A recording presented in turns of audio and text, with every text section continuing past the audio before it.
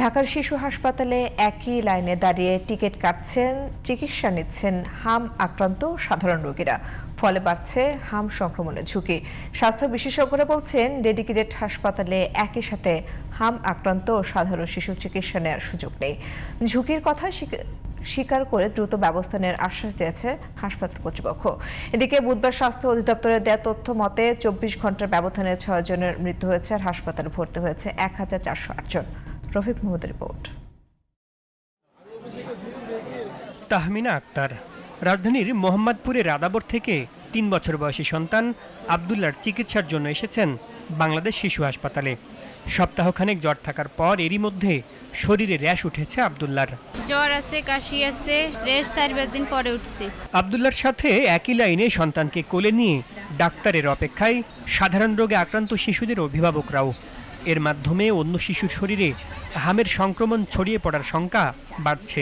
আলাদা আলাদা যদি হইতো তাহলে ভালো হইতো। হ্যাঁ, এটা সম্পূর্ণ ঝুঁকিপূর্ণ। অবশ্যই ঝুঁকি তৈরি হচ্ছে, এক বাচ্চা থেকে আরেক বাচ্চার হওয়ার সম্ভাবনা থাকতে পারে। জ্বরের যে সেক্টরটা, এটা সম্পূর্ণ আলাদা থাকলে ভালো হয়। চিকিৎসকেরা বলছেন, আক্রান্ত একজন রোগী তার আশপাশে 17 থেকে 18 জনের মাঝে হামের সংক্রমণ ছড়াতে পারে।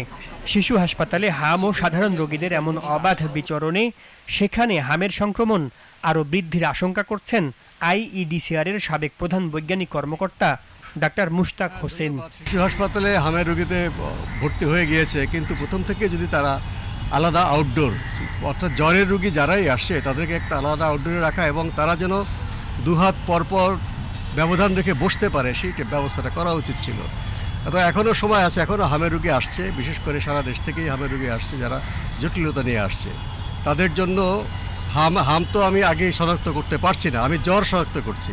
সেই জ্বরের যে বাচ্চাগুলো আসছে তাদেরকে তার মা সহ তাদেরকে বসার ব্যবস্থা করতে হবে চেয়ারে 2 হাত ব্যবধানে, এবং তাদেরকে একে একে দেখে যাদেরকে হাম মনে হবে তারা হামের ওয়ার্ডে যাবে। এ বিষয়ে কথা হয় বাংলাদেশ শিশু হাসপাতালের অধ্যাপক ডাক্তার আতিকুল ইসলামের সাথে।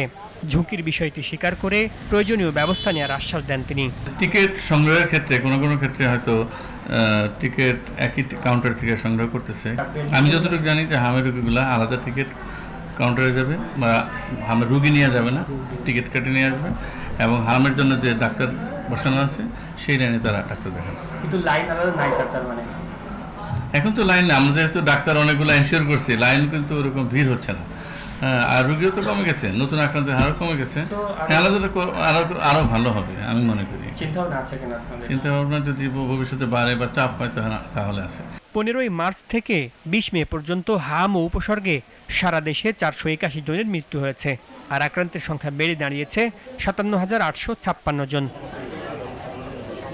Rafiq Mahmud, GTV news, Dhaka.